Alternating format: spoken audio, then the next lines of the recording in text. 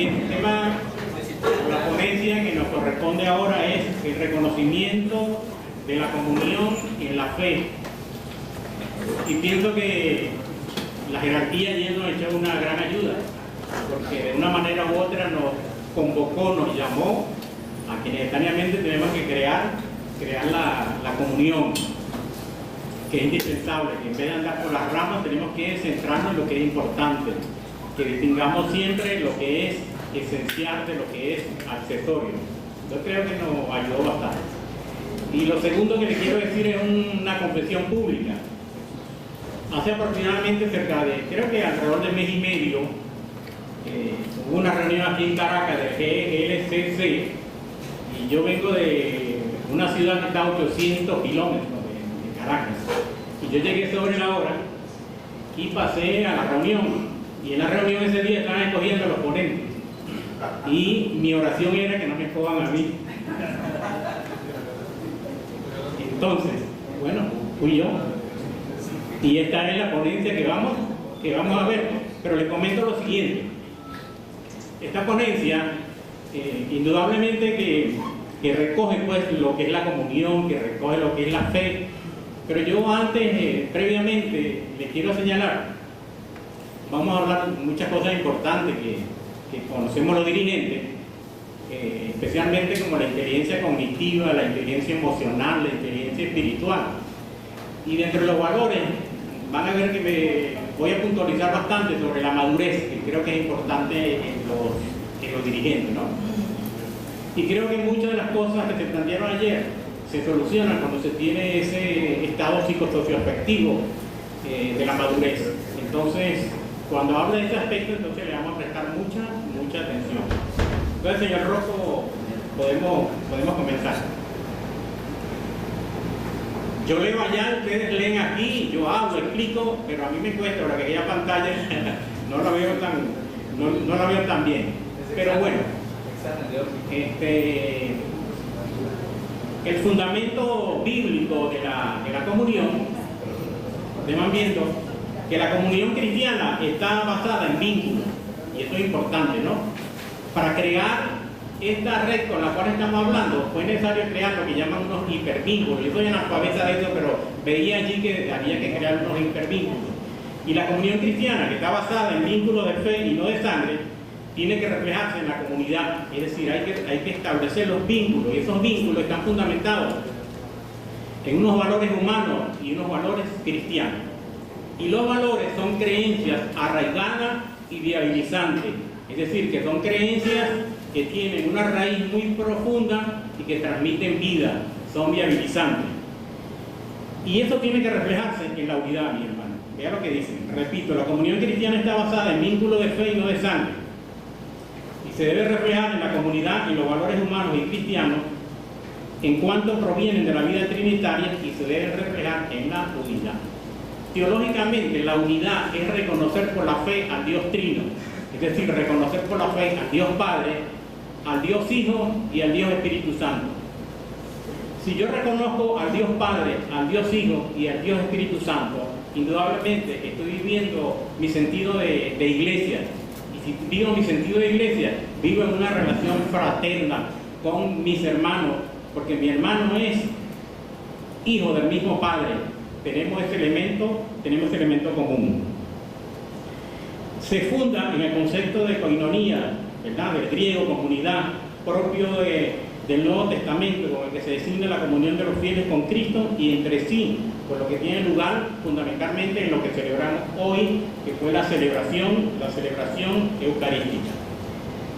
Como señalaba que los valores son fundamentales para asentar esta vida comunitaria, para asentar esta vida de comunión, un valor, hay muchísimos valores, pero yo quise destacar un valor, por ejemplo, como el valor de la madurez, señalando que la madurez es un estado psicosocioafectivo elevado del ser humano, y que una doctora que investigó sobre el desarrollo social de la Universidad de Washington, y es un estudio muy válido y muy importante, donde destaca que esos valores y que ese desarrollo de la madurez, ella lo clasificó en forma piramidal, y decía que el primer nivel de madurez la llaman madurez impulsiva, y que el segundo nivel es una madurez autodefensiva, y que el tercer nivel lo llaman madurez conformista, una cosa que nos ocurre a los venezolanos.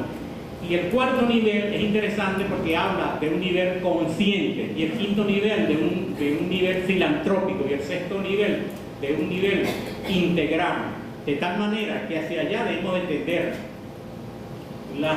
Los santos llegaron a esa madurez integral, de tal forma que la madurez como buen juicio para el dominio de sí mismo, la madurez como un elemento importante dentro de nuestro desarrollo psicosocial y además de nuestro desarrollo biológico, es importante para nosotros participar como dirigentes de cursillo en sus tres tiempos, en el precursillo, en el cursillo y en el poscursillo. Cuando uno mira el precursillo y sabe que el precursillo es para sembrar triple hambre de sí mismo, de Dios y de los hermanos, necesito una gran dosis de madurez para pararme, para reflexionar y darme cuenta de cuáles son mis fortalezas, ¿verdad? Cuáles son mis talentos, pero también darme cuenta de cuáles son mis debilidades, para poder yo ser transmisor de esos elementos en mi conquista, por ejemplo, para cursillo, o en cursillo, el desarrollo de la vida cristiana. ¿Cómo hay desarrollo de una vida si esa vida no está sostenida, ¿verdad?, sobre una vida cognitiva, sobre una vida emocional, sobre una vida espiritual? Sabemos nosotros por cursillo que la vida de gracia está sentada sobre unos niveles de vida, es decir, la vida mineral que existe, la vida vegetal que existe, vive, se desarrolla, la vida animal que no solamente existe, vive, siente, se desplaza, la vida cognitiva, la vida racional que no solamente existe, vive, siente, se desplaza, sino que fundamentalmente se caracteriza porque piensa, es decir, que tiene inteligencia, que tiene voluntad, que tiene dignidad, y que por encima de todas esas vidas está la vida de gracia, que es la vida sobrenatural, indudablemente que hace un hombre integral y que hace un hombre maduro. Si además estoy conectado en la comunión con el Dios Trinitario, con el Dios Padre, con el Dios Hijo y con el Dios Espíritu Santo, indudablemente que voy a ser un dirigente con mayores herramientas y un dirigente con mayor capacidad. Seguimos con la próxima diapositiva, y entonces estamos viendo la fracción del pan, en el cual venimos de participar, es donde se crea una comunión plena, trascendente. Entonces la comunión eucarística es uno de los gestos que el cristiano manifiesta la originalidad de su fe, la certeza de tener con el Señor un contacto, de una proximidad y de un realismo que están por encima de toda expresión. Esta expresión única tiene su traducción en el vocabulario de la palabra comunión del griego koinonia. Esta caracteriza las relaciones del cristiano con cada una de las tres divinas personas, es decir, su conexión con el Padre, su conexión con el Hijo y su conexión con el Espíritu Santo. Y en las comunidades, en las periferias, nosotros tenemos que reflejar eso de que somos. Ustedes saben que para reflejar, yo soy físico, por eso se lo puedo señalar, para que uno refleje, tiene que usar una superficie especular. Una superficie lisa, especular, es lo que se conoce con el nombre de un espejo. Ustedes están viendo un espejo allí, están viendo un hombre, pero cuando se refleja en el espejo, ¿están viendo a quién? Están viendo a Cristo. Esa es la reflexión que nosotros tenemos que llevar a nuestro ambiente concreto de familia, trabajo, diversión, etc. Yo, por ejemplo, en esta diapositiva, lo primero que me llega a la memoria es, ustedes saben que esos son espejos planos. Los espejos planos se caracterizan porque dan una imagen, pero dan dos. Cuando usted estudiaba en su bachillerato, recuerdan que le decían que el número de imagen era igual a 360 entre alfa. Como el espejo plano es 180 grados, usted divide 360 entre 180 le da 2. Pero como las imágenes están superpuestas, una está detrás de la otra, uno ve solamente una imagen. Por eso nos enseñaban que cuando el número es par, 360 entre 180 nos da 2, a 2 se le resta 1 porque es un número par, y nosotros tenemos la certeza que vamos a ver una imagen. Yo con eso simplemente lo que quiero decir a ustedes es que en los ambientes donde estamos nosotros tenemos que sintonizar con esa gente, con lo que hace, con lo que sabe, y en ese ambiente en que ellos hacen, saben, tenemos que reflejar una sola imagen. Y esa sola imagen es la imagen de Cristo. Y si yo reflejo la imagen de Cristo, estoy reflejando la imagen del Padre y también estoy reflejando la imagen del Espíritu Santo. porque el Espíritu Santo, una de sus características principales, está reflejado, ¿verdad?, en que nos da la unidad. Entonces nosotros tenemos que ser dirigentes cristianos, cursillistas, que reflejemos siempre la unidad, y esa unidad va a quedar plenamente reflejada en la comunión, y esa comunión sabemos nosotros que se fundamenta y nos alimenta como tal en esa comunión eucarística, y que tenemos que ir mucho más allá, no solamente quedarnos en la comunión, sino que tiene que haber la participación, y la comunión más la participación de un elemento importante que es el consenso. No podemos llegar nosotros a consenso si no hay una comunión. Primero la comunión trinitaria, luego la comunión con los hermanos. Si logro la comunión, voy a lograr entonces una participación. Si logro la comunión y logro la participación, tengo que necesariamente recoger como producto un consenso. Y ese consenso es el que nosotros en esa parte humana tenemos nosotros que tratar, pues, de ir hacia ella, ese consenso. Y si en ese consenso estamos nosotros conectados indudablemente al misterio trinitario, indudablemente que vamos a tener buenos frutos. Ponme la otra, por favor. Adhesión a Cristo. En cursillo decimos que el cursillo es, ¿cómo es el cursillo? Que el cursillo es cristocéntrico. Por lo tanto, nuestra adhesión total tiene que ser a Cristo.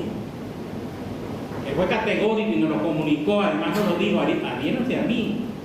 Sin mí nada podéis hacer. Todo lo puedo en aquel que me fortalece. Según San Pablo, el fiel que se adhiere a Cristo por la fe y por el bautismo participa en sus misterios. El fiel que se adhiere a Cristo por la fe y por el bautismo participa en sus misterios. Nosotros somos todos bautizados, ¿cierto? Y somos hombres y mujeres de fe. Una fe que es un don que Dios nos dio en el bautizo y que nosotros vamos pidiendo cada día que nos aumente la fe. De este encuentro vamos a seguir nosotros fortalecidos también en la fe. Entonces, si salgo fortalecido en la fe, indudablemente que voy teniendo una mayor adhesión, me voy adhiriendo cada vez más a Cristo. Entonces, el cristiano muerto al pecado resucita con él a una vida nueva. Su sufrimiento, su propia muerte, lo asimilan a la pasión, a la resurrección del Señor. Esta comunión con el Hijo se realiza a lo largo de los días por la participación en el cuerpo eucarístico de Cristo y la acción del Espíritu Santo. Es decir, que nosotros como dirigentes, como cursillistas, como bautizados, no podemos pasar de una montaña a la otra. ¿Verdad que nos encantaría pasar de una montaña a la otra? ¿Verdad que nos gustaría pasar allá del Tabor, pasar directamente allá a la transfiguración, a la gloria? Nos gustaría saltar, ¿verdad que nos gustaría saltar esa pasión? Tenemos que entender como dirigentes y que como movimiento y como iglesia, indudablemente que hay momentos de caída. Si lo tuvo Cristo, que fue el maestro, y tuvo una primera, una segunda y una tercera, nosotros que no somos maestros vamos a tener muchísimas más. Serán más de 3. Entonces, pasar por ese valle de lágrimas que implica la pasión, ¿verdad? Pero con la mirada puesta arriba, con un propósito claro, que es participar de la gloria de Dios, participar en la resurrección de Cristo, participar con esas notas características que nos da la gloria, que son la claridad, la agilidad, la sutileza y la inmortalidad. Entonces, tener claro que sí, nuestra vida puede tener esa pasión, puede tener esos valles, puede tener esa caída, pero con un propósito firme, que vamos a participar también en la comunión gloriosa de su cuerpo, es decir, participar en la resurrección.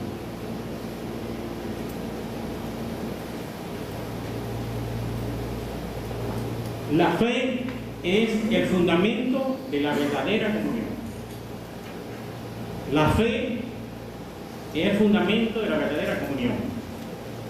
Nosotros por la fe, hermanos, participamos de una manera auténtica, veraz, de la comunión con Cristo. Para la Biblia, que es la fuente de toda vida religiosa, al designio que realiza Dios en el tiempo, debe el hombre responder con la fe, siguiendo las huellas de Abraham, padre de todos los creyentes. Los personajes ejemplares del Antiguo Testamento vivieron y murieron por la fe. Pero esa fe en la cual Jesús lleva a su perfección, Jesús la perfecciona, pero también los discípulos de Cristo también son los que han creído y son los que creen y son los que van a participar de esa comunión. Es lo que sostiene la credibilidad. O sea, la fe es lo que sostiene la credibilidad. Mire, Abraham, padre de todos los creyentes, es Yahvé que llama entonces a Abraham y le hace una promesa. Y la promesa es una tierra y una descendencia numerosa. Viene la respuesta de Abraham. Abraham cree en Dios, Abraham cree en su palabra, pero Abraham obedece. Abraham obedece a esta vocación y pone toda su existencia en función de esa promesa. El que llama es Dios. La vocación es un acontecimiento que depende de la voluntad salvífica de Dios, donde Dios es el sujeto y el hombre es el objeto, donde Dios llama y el hombre responde.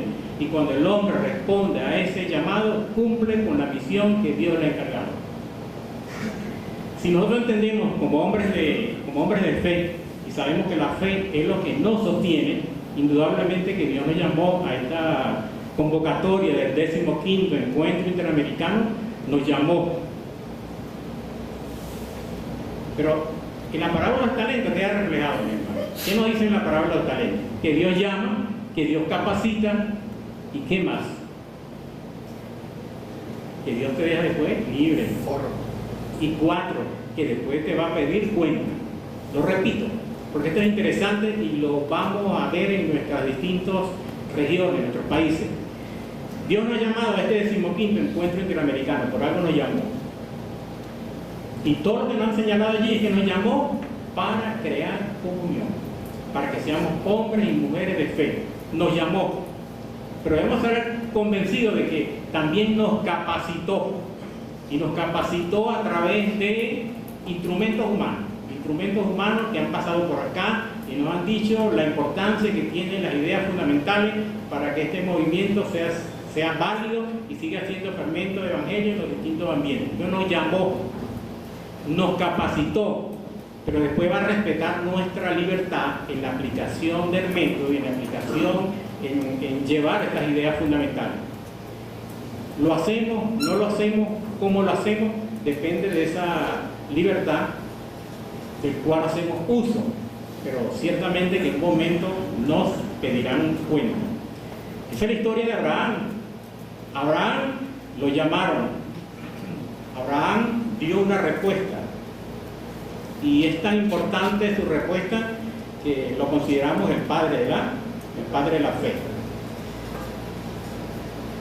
Es el precursor de los que descubrirán al verdadero Dios, a los que para su salud remitirán un día que se cumpla la promesa de la resurrección de Jesús. Es la descendencia de Abraham. Abraham será entonces el padre de una multitud de pueblos. Todos los que en la fe se unirán a Jesús. Y en el Antiguo Testamento la fe de Israel tiene por objeto primero un acontecimiento, que es la liberación de Egipto, y se expresa en una serie de fórmulas.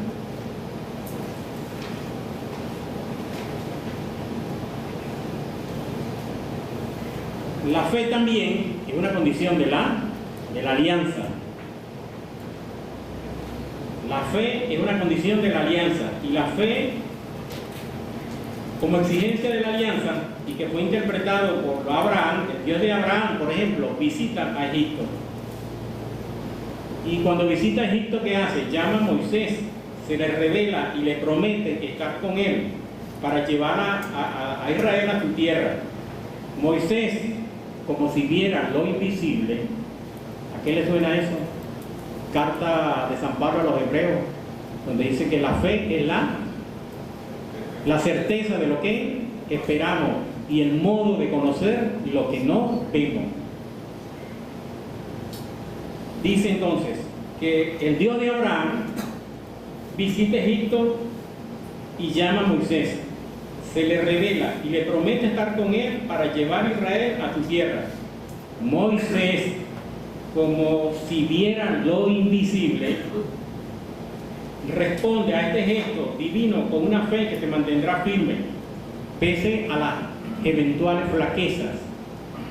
Ustedes pueden preguntar si Moisés, que habló cara a cara con Dios, tuvo flaqueza. Es lógico que lo que vimos ayer es muestra de que nosotros tenemos esta debilidad humana. Nosotros tocados por el pecado, por la pereza, la envidia, la soberbia, la avaricia, la gula, la ira, la lujuria, como no hemos llegado a esa perfección, y de allí la necesidad de practicar los valores y las virtudes, por lo menos para contrarrestar, tenemos que entender que vamos a tener flaqueza. Tuvo flaqueza Moisés, nosotros también la vamos a tener. Como mediador comunica al pueblo el designio de Dios, que es lo que tenemos que hacer nosotros, anunciar el Evangelio. Mientras que su milagro indican el origen de su misión. Israel es así llamado a creer en Dios y Moisés su servidor con absoluta confianza. La fe de Jesús.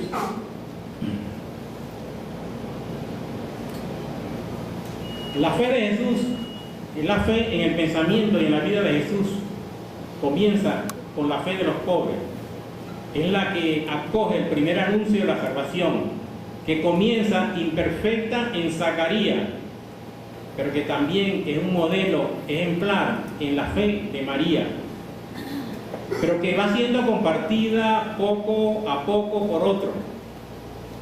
Por ejemplo, los que creen en Juan el Bautista son también pobres, conscientes de su pecado y no fariseos soberbios. Esta fe los reúne sin que ellos se percaten alrededor de Jesús, venido en medio de ellos, y los orienta hacia la fe en Él.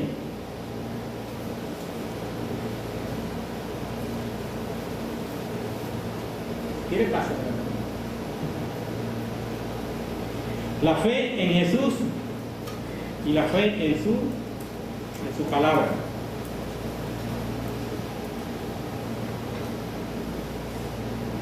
Todos podían oír y ver. Todos podían oír y ver. Las palabras y los milagros de Jesús proclamaban la venida del reino. Pero había que escuchar la palabra, había que ponerla en práctica, había que hacerla. Ver verdaderamente en una palabra significa creer. Fue cosa propia de los discípulos. Por otra parte, palabra y milagro planteaban: ¿quién es este? Esta cuestión fue una prueba para Juan el Bautista y también fue un escándalo para los fariseos. La fe requerida para los milagros. Pedro es el que da la verdadera respuesta cuando le dice: tú eres el Cristo. Esta fe en Jesús une ya desde ahora a los discípulos con Él y entre sí, haciéndolos compartir el secreto de su persona. En torno a Jesús, que es pobre y se dirigió a los pobres, se le constituyó así una comunidad de pobres, de pequeños, cuyo vínculo más precioso que nada es la fe. La fe en Cristo Jesús, la fe en su palabra, y esta fe viene de Dios y será compartida un día por las naciones para que las profecías se cumplan. La perfección de la fe, cuando Jesús, el siervo, emprende el camino de Jerusalén para, en un sentido de obediencia, obedecer hasta la muerte, se dice que Cristo endurece su rostro. En presencia de la muerte lleva a su perfección la fe. Lo que decimos en el rollo de acción apostólica, que todo estaba en manos del Padre, pero que la acción iba a pasar a través de Jesús. Eso lo sabía Jesús, que todo estaba en manos del Padre, pero que esa acción se iba a ejecutar a través de Él. Consiguientemente, la prueba de la pasión será para ellos un escándalo, lo que entonces ven exige mucho a la fe. La misma fe de Pedro, aunque no desapareció, pues Jesús había orado por ella, no tuvo el valor de afirmarse. La fe de los discípulos tenía todavía que dar un paso decisivo para que llegara a ser la fe de la iglesia.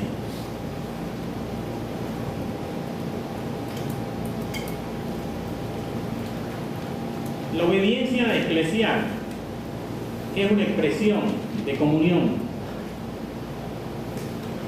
La obediencia, luego de ser una sujeción que se soporta y una sumisión pasiva, más bien es una libre adhesión al designio de Dios, todavía encerrado en el misterio, pero propuesto por la palabra de la fe, que permite por tanto al hombre hacer de su vida un servicio de Dios y entrar a su gozo. La creación obedece a Dios. En la creación misma, fuera del hombre, aparece como un presentimiento de esta obediencia y de este gozo. Es prueba de su dominio soberano. Por ejemplo, que Jesús calme la tempestad, que Jesús expulse los demonios. Es prueba de que, al igual que los demonios, los vientos y el mar le obedecen.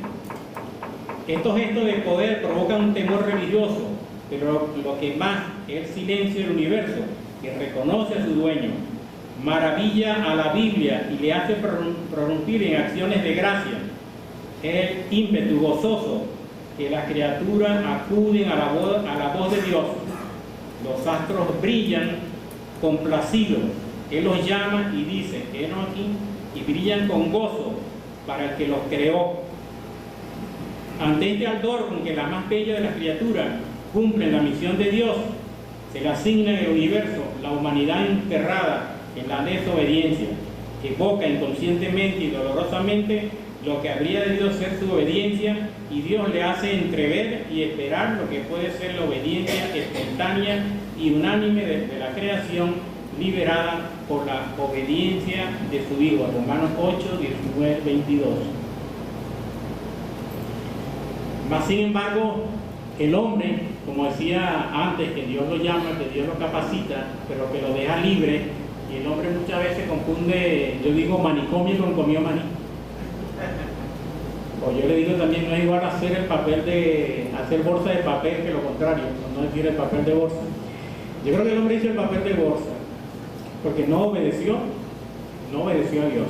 Entonces, uno de los dramas que enfrentamos nosotros es la desobediencia. Y nosotros le podemos echar la culpa a los primeros padres y decir que de allí viene pues el génesis, el origen de nuestra desobediencia. Pero no es así. En los orígenes desobedece Adán a Dios, arrastrando en su rebelión a todos sus descendientes, Romanos 5:19, y sujetando la creación a la vanidad. Si Dios exige nuestra obediencia, y escuchen bien esto, si Dios exige nuestra obediencia, es que tiene un designio que realizar. Si Dios exige nuestra obediencia, es que tiene un designio que realizar. Un universo que construir y que necesita nuestra colaboración. Nuestra adhesión a la fe. La fe no es la obediencia, sino su secreto. La obediencia es el signo y fruto de la fe. Si Adán desobedece, es que olvidando la palabra de Dios, ha escuchado la voz de Eva y ha escuchado la voz del tentador. Yo me pregunto, ¿qué voz escucho yo? ¿O qué voz escuchan ustedes? Estamos en la sintonía. Para sintonizar tenemos que vibrar en una misma frecuencia. Las radios, las comunicaciones están fundamentadas en una frecuencia de resonancia y se emiten a una determinada frecuencia. Si queremos sintonizar, tenemos que estar en resonancia con esta frecuencia. No tenemos que tener siempre la resonancia de esa comunión, de ese Dios trinitario, de ese Padre, de ese Hijo y de ese Espíritu Santo. Para salvar a la humanidad es que Dios suscita la fe entonces de Abraham, y para asegurarse de esta fe la hace pasar por la obediencia. Deja tu país, camina en mi presencia y sé perfecto. Toma a tu hijo y ofrécelo en holocausto.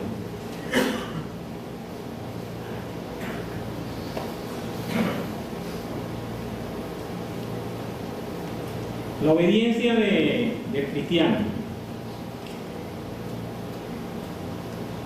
La obediencia del cristiano, nuestra obediencia, pero es que nadie obedece a Dios. Israel es una casa rebelde, son hijos rebelados, gloriándose en su ley, deshonran a Dios, no puede hacer valor superioridad alguna sobre el pagano. El hombre esclavo del pecado, aunque en el fondo de él mismo aspira a obedecer a Dios, es incapaz de hacerlo. Para llegar a ello, para que halle la ley en el fondo de su ser, es preciso que Dios envíe a su siervo. La obediencia del cristiano tiene que ser la obediencia de Cristo. El vector que marque mi obediencia, es decir, que marque mi dirección y que marque mi sentido, tiene que ser Cristo. Mi modelo para la obediencia tiene que ser Cristo. Escuchar su voz, ¿verdad? Seguir sus mandatos, escuchar su palabra, ponerla en práctica, ser obediente. Seguir los caminos de Jesús. Pasa, Rosa. Entonces, Dios nos creó a nosotros inteligentes, pero nos dejó a nosotros seres libres. Entonces, una pregunta, ¿Dios es inteligente? Si somos creados sin mal y semejanza, ¿somos nosotros inteligentes? Dios desea que lo seamos. La inteligencia es algo que debemos de desarrollar. La inteligencia es algo que debemos desarrollar. Colosenses 1, 9 al 10. Por lo cual también nosotros desde el día que lo oímos no cesamos de orar por vosotros y de pedir que seáis llenos del conocimiento de su voluntad en toda sabiduría e inteligencia espiritual, para que andéis como es digno del Señor, agradándole en todo, llevando fruto en toda buena obra y creciendo en el conocimiento de Dios. ¿Pasa?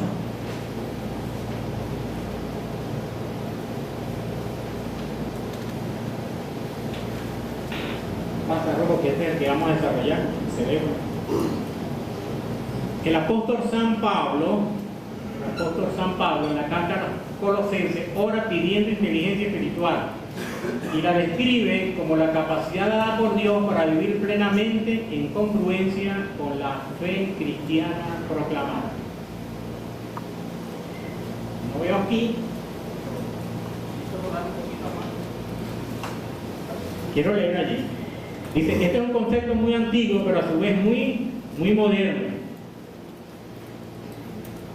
En las organizaciones y en las diversas prácticas de desarrollo humano, actualmente mucha gente está en búsqueda de trascendencia personal a través de prácticas relacionadas, por ejemplo, con el esoterismo, nueva era, meditación.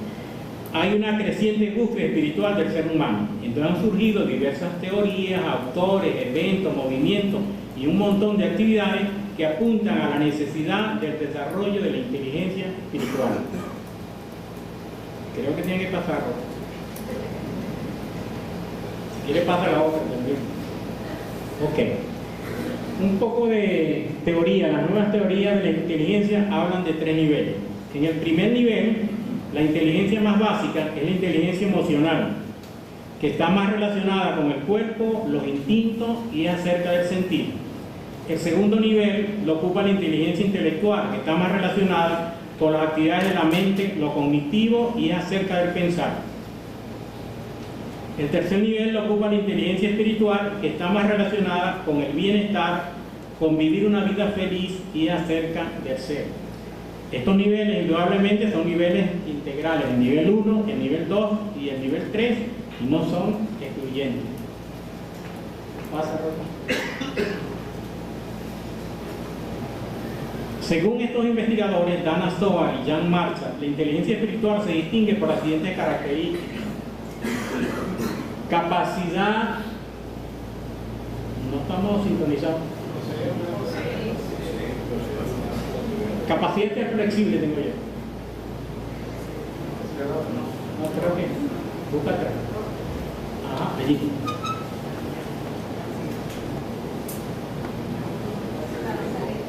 Estoy capacidad de ser flexible. Poseer un alto nivel. ¿Dónde que yo no lo veo? Arriba. Ok. Capacidad de ser flexible. Poseer un alto nivel de conciencia de sí mismo, capacidad de afrontar y trascender el dolor y el sufrimiento, la capacidad de ser inspirado por valores, temor o cuidado de causar daño innecesario, marcada tendencia a preguntarse por qué, facilidad para estar en contra de las convenciones. Mire, la capacidad de ser flexible es la capacidad de adaptarse para una mejor convivencia y entendimiento con los demás. Poseer un alto nivel de conciencia de sí mismo, la capacidad de reflexionar, la capacidad de no juzgar, de no criticar, de no condenar. La capacidad de afrontar y trascender el dolor y el sufrimiento es la capacidad de conectarse a la pasión, es la cruz. La capacidad de ser inspirados en valores, como la rectitud en alcanzar los objetivos. Ya que los objetivos se pueden alcanzar, yo los trampeo y los puedo alcanzar, pero la rectitud en alcanzar esos valores. Temor o cuidado de causar daño innecesario, que es la caridad, el amor que debemos tener al hermano. La marcada tendencia a preguntarse el por qué, que es esa capacidad reflexiva. Tenemos que ser hombres capaces de pensar, capaces también de recurrir a los elementos humanos, como el método científico, como proceso intelectual involucrado, por ejemplo, del universo físico, tener la capacidad de observación, de organización, de formulación, las capacidades de verificación, tener un mundo que sea reflexivo, que sea pensante. La facilidad para estar contra las convenciones. Nada más si le pusiera un ejemplo, por ejemplo, nuestro patrono San Pablo, él estuvo contra las convenciones, porque en su época el fuerte, ¿cuál era? Era la oratoria. Sin embargo, Pablo comienza a escribir cartas como una manera de evangelización, y escribiendo cartas salió hacia la periferia. Pudo expandir el evangelio mucho más allá de las fronteras que se conocían en ese entonces. Pasa.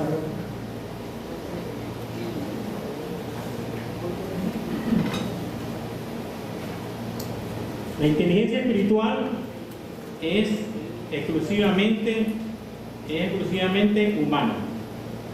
Mientras animales y computadoras muestran evidencia de inteligencia emocional e intelectual, que no son más que sensores, la inteligencia espiritual es de exclusividad humana. Ni máquinas ni animales tienen inteligencia espiritual ni pueden desarrollarla. La inteligencia emocional está arraigada y depende de nuestros instintos, sentimientos, hormonas, etc. Su objetivo es dar una respuesta emocional aceptable a una situación particular. Un ejemplo de inteligencia emocional, por ejemplo, para lograr atrapar a su presa, un tigre necesita ser silencioso, esperar la oportunidad, posponer la satisfacción, atacar en el momento indicado. En síntesis, controla sus emociones. La inteligencia emocional no pregunta el por qué. Hay algo más profundo en nuestra mente, algo más allá del afecto y la emoción, algo más poderoso que la voluntad, y es la existencia del espíritu en nuestro interior. El apóstol San Pablo nos habla de la inteligencia espiritual. Observa que la inteligencia espiritual tiene que ver con la sabiduría y el conocimiento de Dios, y es un asunto de mente espiritual. Un cristiano inteligente es una persona que es sabia, que es dotada y que es instruida, y es la facultad que te da el Espíritu Santo para que tu mente espiritual comprenda a Dios y las cosas de Dios. Vamos a ver cómo un hombre pudo comprender y conocer las cosas de Dios, que las comprendió de tal manera que en vivo y en directo pasó al reino de los cielos. A ver si nosotros en este ejemplo nos ayuda a visualizar de cómo se puede uno canonizar al instante, instantáneamente. El video.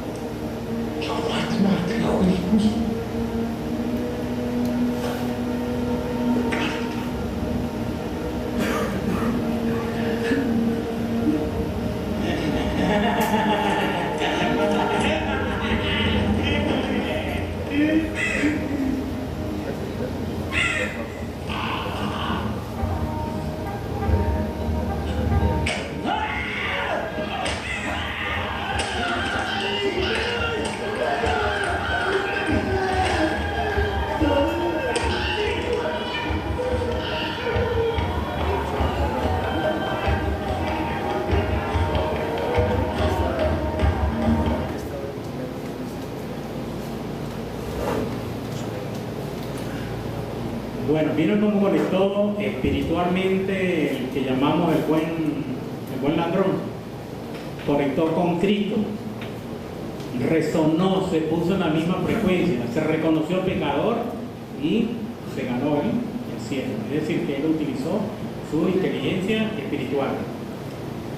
¿Qué es comprender? Es percibir mentalmente. San Pablo dice en la primera carta de San Pablo a los Corintios 2:12: nosotros, hermanos, hemos recibido el Espíritu que proviene de Dios para que sepamos lo que Dios nos ha concedido. Por ejemplo, el don del entendimiento para conocer a Dios. El que tiene inteligencia espiritual es el que el Espíritu está actuando en él, porque entiende la palabra, porque interpreta la palabra, porque percibe la palabra y conoce la palabra de Dios. ¿Y cómo podemos obtener esa inteligencia espiritual? Romanos 8:5 dice: los que son del Espíritu piensan en las cosas del Espíritu. Filipenses 4:8: todo lo que es verdadero, todo lo honesto, todo lo justo, todo lo puro, todo lo amable, todo lo que es de buen nombre, si hay virtud alguna, si hay algo digno de alabanza, en esto pensad. Esto es inteligencia espiritual. San Pablo nos está diciendo que conforme a lo que tú piensas, así mismo vive. Hay tres cosas que posee la inteligencia espiritual, y son la intuición espiritual, la comunión, de la cual hemos hablado bastante, la comunión espiritual, y la conciencia espiritual. Comencemos por la primera, la intuición espiritual. Por medio de la intuición, tu espíritu detecta las cosas espirituales. Corintios 2:14: el hombre natural no percibe las cosas que son del Espíritu de Dios. La intuición es la que te ayuda a desarrollar un sentido espiritual y el sentido físico de las cosas. Por ejemplo, ¿cómo intuyes un ayuno físico? Lo intuyes conociendo el significado espiritual del ayuno. ¿Cuál es? Si el ayuno físico es no comer, ayuno espiritual es no pecar. Esto es intuición espiritual. Es la capacidad de interpretar, porque hay que ver qué hay detrás del metalenguaje, qué hay detrás de los signos litúrgicos. Las normas, por ejemplo, las normas tienen un para qué, y el para qué de las normas, mis hermanos, y lo hablamos ayer bastante, es para crear comunión. La conciencia. ¿Se acabó?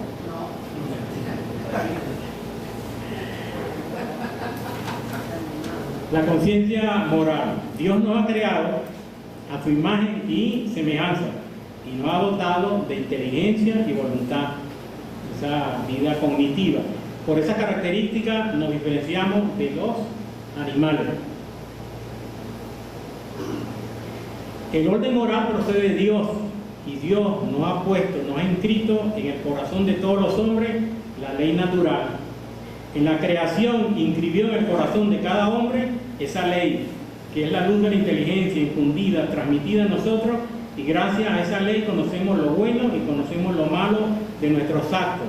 lo que se debe hacer y lo que se debe evitar, desde el más culto y formado de los hombres hasta el más ignorante indígena de la selva, como en mi caso. Esta ley que impulsa, que mueve, que lleva a proteger, por ejemplo, una madre indígena, sin que nadie se lo haya enseñado a proteger y cuidar su criatura. Conciencia es nuestra propia inteligencia humana cuando juzga prácticamente sobre la bondad y la maldad de nuestros actos. La conciencia moral, dice San Buenaventura, que es un heraldo de Dios y su mensajero. La conciencia no promulga, sino que hace la proclama del Rey. Y el Rey es Cristo. Si quiere vemos el video, ¿no? Bueno, esto está muy interesante de Veritatis Splendor número 54. La conciencia es el sagrario del hombre. Y el Espíritu Santo, y el espacio, ¿verdad? El espacio donde Dios habla al hombre. En estos días que hemos pasado acá, no sé cuál ha sido la frecuencia de cada uno de ustedes de conectarse con el Señor en el sagrario, pero allí justamente está toda esa fuente y todo ese poder que nosotros necesitamos en nuestra vida espiritual, conectarnos al Señor especialmente en el sagrario. La conciencia, si quiere pasar el video en directo.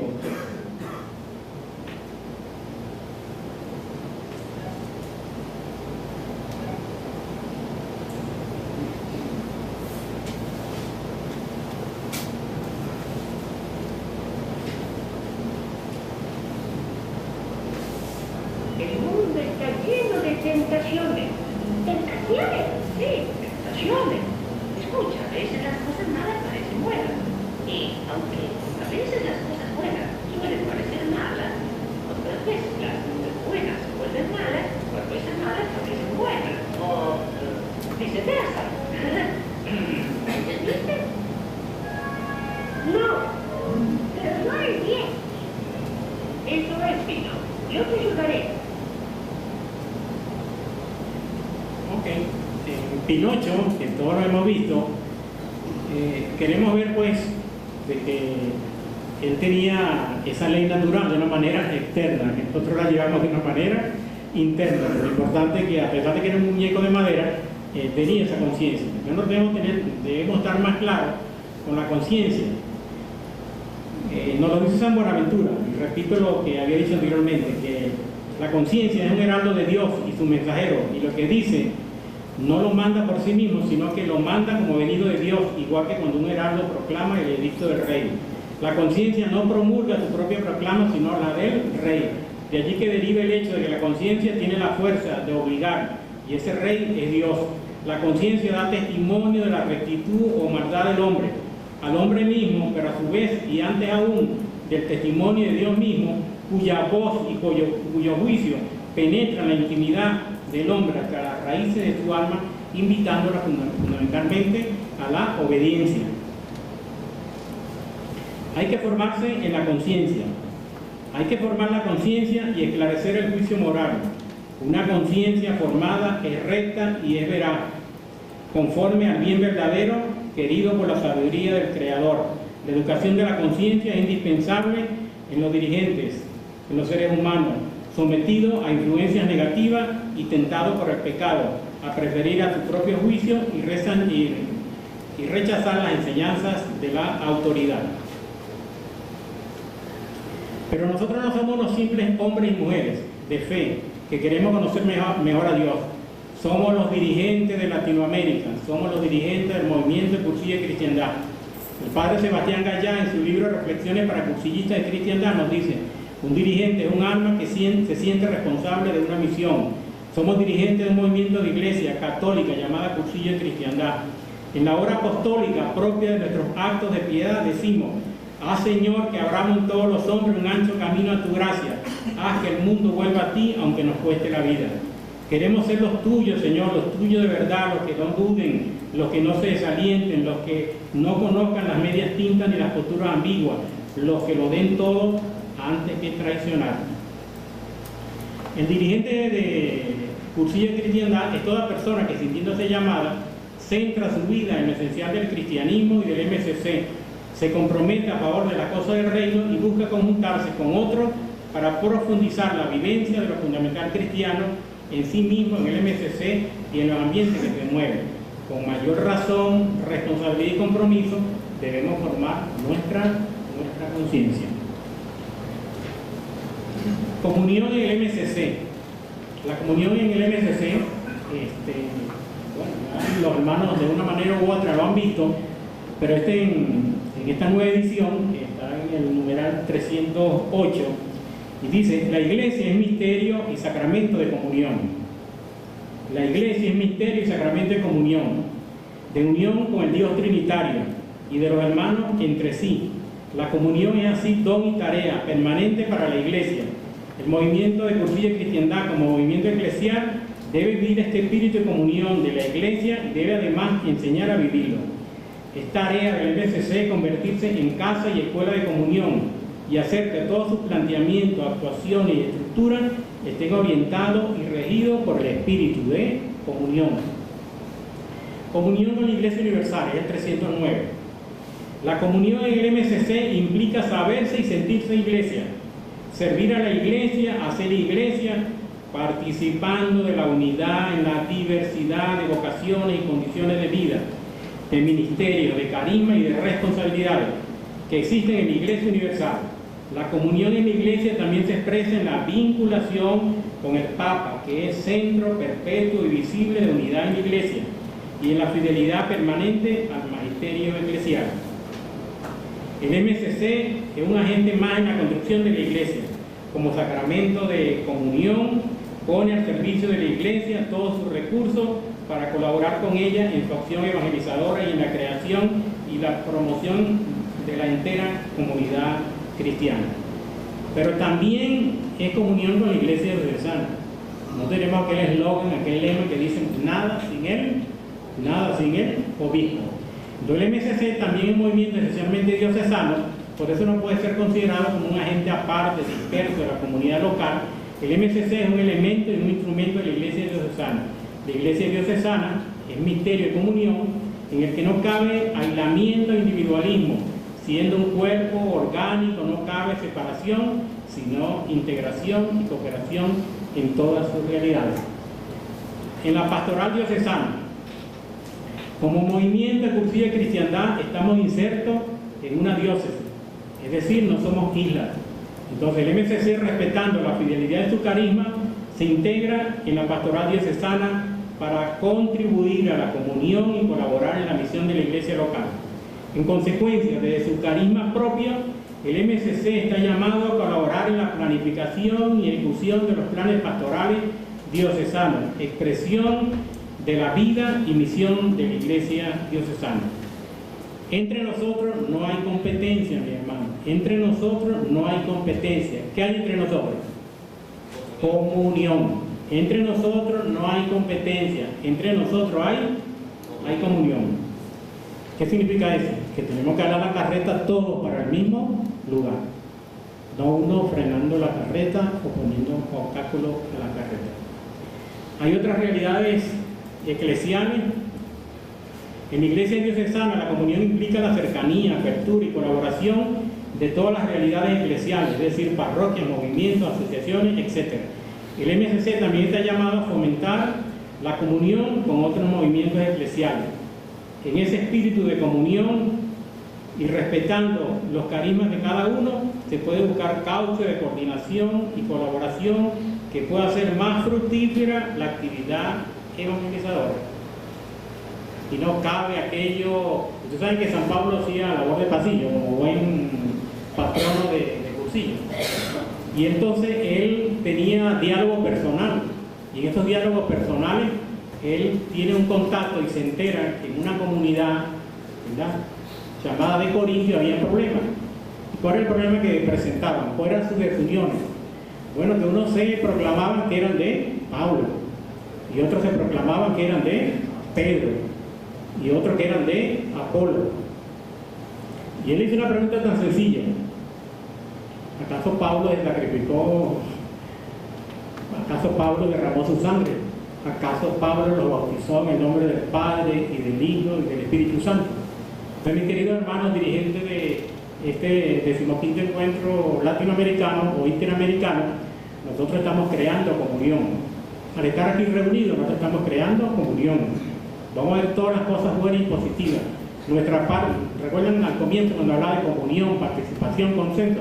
Con nuestra participación, nosotros estamos creando comunión. Y con estas ideas, y con este vigor, y con esta ilusión, y con esta entrega, y con este espíritu de caridad, indudablemente que vamos a abrir muchos caminos. Vamos a ver las últimas diapositivas, a ver qué dicen. ¿Ustedes la leen? Que nadie lea.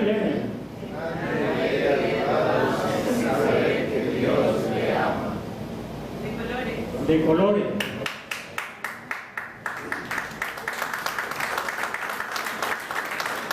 Esto es las tribus indígenas cuando era pequeño. Cristo y yo, mayoría abrazamos. Muchas gracias, hermano.